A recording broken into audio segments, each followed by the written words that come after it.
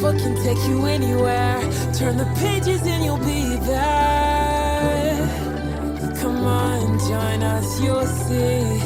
We're reading with Carylee.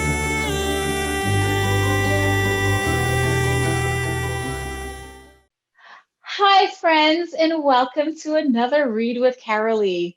I'm so glad that you've been able to join us. So let's make sure we hit subscribe and ring the bell so that you are notified for each and every episode that we have coming to you. Now, today I have a wonderful guest, Miss Elisa Odegard, and she is going to read for us the book Imagine. Now, I actually have a copy here, and it is an inspirational story of calming strategies for children.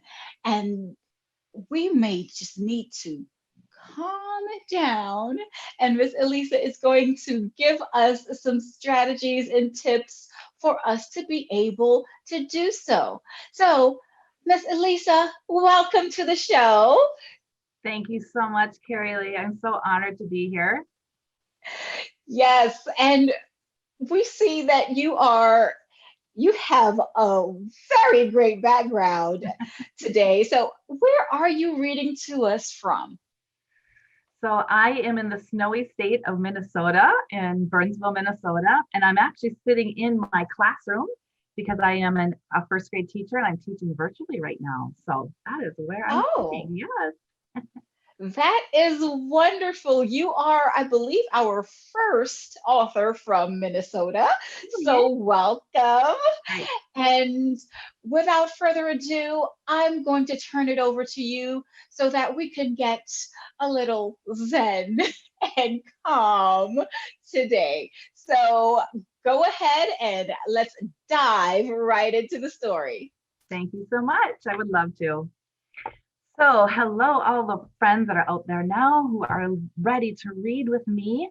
My book, as Carylee said, is called Imagine, an inspirational story of calming strategies for children. I am the author, but I had a wonderful illustrator help me. Her name is C.A. Nobens, and the publisher is Beavers Pond Press. I wrote this book so that we, going through all sorts of different situations in our lives right now, could find a little bit of peace and calm. And so as I read the story, I am going to pause and show you the strategies that are within the book so that maybe you can use them at home. John hummed all the way to school as he knew it was going to be a wonderful day. Today his class was practicing their musical play. Oh, how John loved to sing, dance, and act. He knew that with a lot of work, he could be anything he wanted to be. He was excited to be cast as the big bad wolf in the Three Piggy Opera. But John was not a big bad person. He was kind. He would have to imagine how to be the wolf. In the hallway, John was still thinking about acting. Words in the script would make pictures in his head and help him move his body like the wolf. He heard Matthew grumble. Some boy knocked my backpack off my hook and walked away. A concerned John said, maybe he had a hard morning. He probably didn't mean to do it. But Matthew was still upset. John wondered if acting would help his friend feel better. He tried to think of something cheerful. Try this, suggested John. Press your hands to either side of your face and take big breaths. Then imagine you are watching your favorite animal at the zoo. The strategy to try is to put your hands on either side of your forehead and press on your temples next to your eyes and take a deep breath. Matthew took the advice of his caring friend and pictured himself at the monkey habitat, beginning his day with a happier mindset. In the classroom, Najma had trouble starting her morning work. How can I do my best job if someone took my pencil? She looked around but couldn't guess who had done it. You are smart. I know you can solve this without getting mad, offered John. but Najma still seemed tense. John continued, take a deep breath. Hold yourself up off your chair. Imagine you are a gymnast on a balance beam. This is where we take our hands and push on the seat below us and push our body up as high as it can go. If you can put your feet out in front of you, that works well, but hanging it down low works just as well. Najma acted it out. A smile came across her face as it healed her heart. Then she hopped over to the writing toolbox to borrow a pencil. Later that morning, John and his classmates worked on writing. Ashley gave him a look of despair.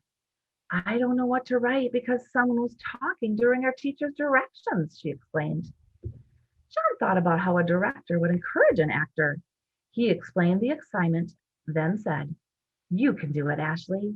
Take a deep breath, stretching your arms straight above your head. Imagine that you are diving into a cool swimming pool. Again, with a deep breath, this is just simply stretching your arms as high as they can go so that your whole body is aligned.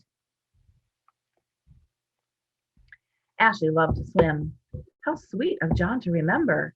It made her feel relaxed, so she gratefully got busy. At literacy time, John saw a tear fall down Caitlin's face. This book is really hard to read, she worried out loud. John kindly gave her an elbow nudge and said, I think you are a good reader. However, Caitlin still had doubts. Give this a try, guided John. First, take a breath. Then push the palms of your hands together strongly with your fingers resting on opposite wrists. Now imagine you are reading like a royal queen. Whether you would be a queen or a king, you could put your hands together, the palms, rest your fingers, and push hard as you're breathing. Caitlin gleefully tried what John said and found her royal voice to remind her to believe in herself. Soon it was time to line up for recess. Why do some people have to cut in front of me? Questioned Ibrahim. Don't pay attention to them, John gently advised. Dip your chin to your chest and swing your head shoulder to shoulder. Imagine you're on a swing at the playground already. This one is dipping your chin to your chest and swinging back and forth, stretching the back of your neck and breathing deeply. Ibrahim could hardly contain a snickering as he tried it. The student who had cut in front of him joined in and gave Ibrahim his spot back. Once they were outside, John saw Marcos fall. I was playing foursquare and somebody bumped me to the ground, complained Marcos. John helped him up and gave an important tip. Accidents happen. Think of a song you love and make your fingers pretend to play it on the piano. Imagine you're playing a solo on the stage of a grand concert hall. This is stretching your fingers out and moving them and stretching them while breathing deeply. Marcos moved slowly at first, but tried it. Soon he was playing foursquare again, hearing joyful music in his head. Lunchtime followed. What's wrong? John asked. I get headaches from all the shouting in the cafeteria, MJ explained. John whispered in her ear, how about this? Fill your lungs with air. Face a wall and push forward and backwards several times. Then imagine you are shaking a piñata filled with candy. You can do this by going to a wall and placing your hands on and pushing out and pushing in. If you don't have a wall, you can do it against a desk or a table. MJ used a wall to do the strategy while picturing the colorful piñata. Now the lunchroom chatter sounded like students cheering her on. To her surprise, she found peace and enjoyed her lunch. During a math activity that afternoon, Trang was upset. I can't find the counting cubes that I was supposed to use anywhere. Try not to get worried, said John. Instead, spread out your 5 fingers on one hand and blow on each one. Then imagine they are dandelions with their seeds floating away in a summer field. So spread your 5 fingers out and gently blow. Trang shut his eyes as he visualized such a wonderful thought. He opened them and cooperated with his partner to find the hidden cubes. Near the end of the day, the teacher clapped her hands. It's time to practice the Three Piggy Opera, she announced. John loved acting and singing most of all. He was so excited to rehearse that he skipped too quickly to his place. He tripped and landed sprawled out on the floor. The class laughed uproariously. John awkwardly stood up with his head hung low. The class stopped laughing. They could see that John was deeply embarrassed. 8 students immediately scampered up to him, offering their new calming strategies from that day, hoping to help John get over his hurt feelings as he had helped them. John and his friends giggled at the overwhelming response of friendship. Imagine what our classroom community would feel like if we all found ways to stay calm and think of our friends' feelings before our own, said the teacher. I no longer have to imagine it, she proclaimed proudly. You just did it together. Humming all the way, John headed home with a grin. His friends could have acted like big bad wolves when they were upset. Instead, thoughtful acts of kindness turned the day into pictures of happiness and words of gratitude. It was music to his ears. He couldn't imagine it any other way. The end. With Carylee. Now, those strategies are something that I think that adults would be able to get as well. And your classroom, your students must find it such a joy to possibly be able to partake in all of that. Those are really great calming strategies. And like I said, we're currently using them in our classroom, actually. yes. They'll do them right on screen with me, or they'll tell me about doing it during their day. And I do have adults that tell me they use them as well. Yes. Yeah. While you were reading, I was doing some as well. And it's a great joy that you actually took the time to be able to write this book.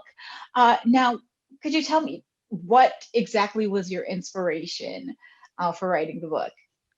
So there were a couple of inspirations, and my students were number one. I noticed students that were just needing something to help them be able to self-regulate and come to mindfulness again. And so I had some strategies, but I wanted something a little more concrete that I could not only share with my current students, but other people could share as well with theirs. So they were my number one. I wrote this for some students at Gideon Pond Elementary in Minnesota that I need to send some love out to. And so I was hoping that I would just help them be able to find some peace so that then they would be able to access their education better, so they would be able to focus on that. So that was my number one focus. I actually had a second grade teacher who, when I wrote my first book, which was really construction paper that I put together as a second grade, made the comment that maybe I would be a good author someday. And that really just stuck with me, just that one comment from my second grade teacher. And so I've had that dream for a very long time. But a couple of years ago, I actually had a past kindergarten student of mine who was going through his own dreams and just showing such joy when he was doing it. He truly inspired me to finally go ahead and make the book. So I have a lot of people to thank for this.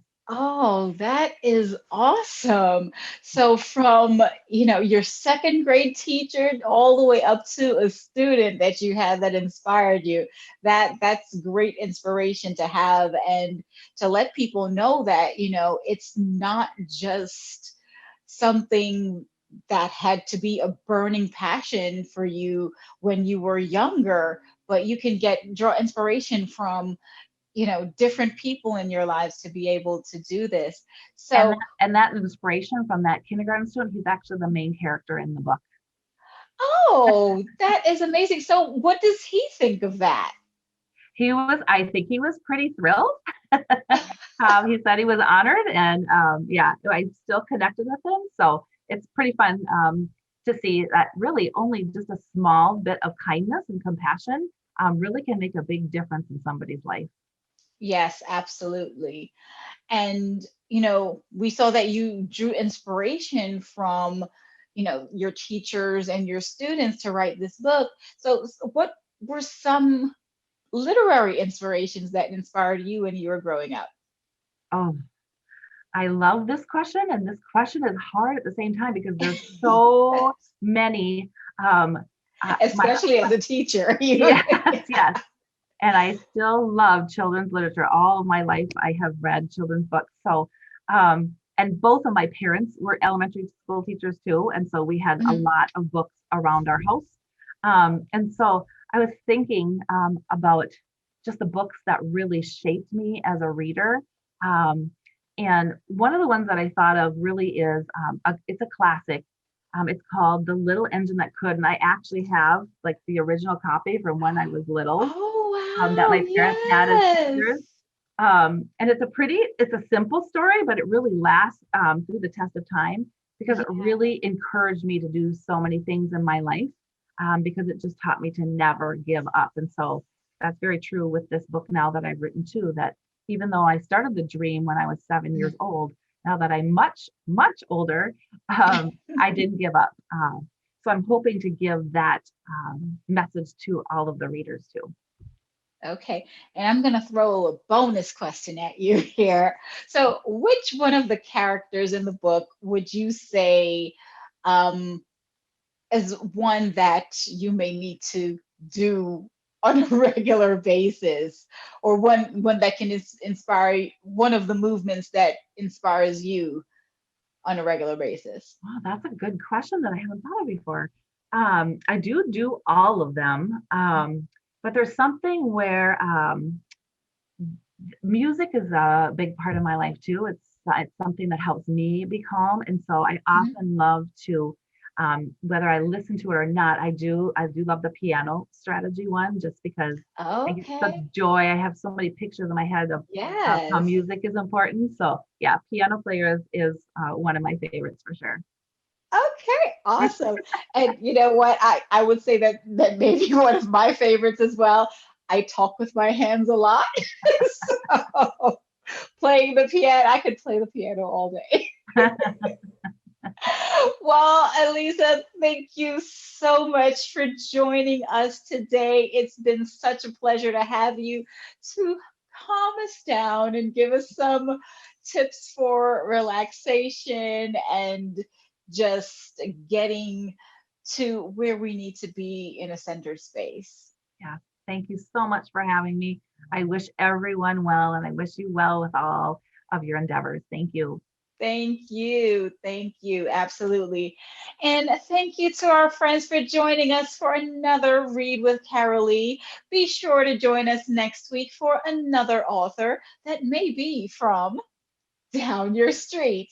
So remember to always grab a book, and I'm going to grab Imagine and read. Have a great day. Carylee.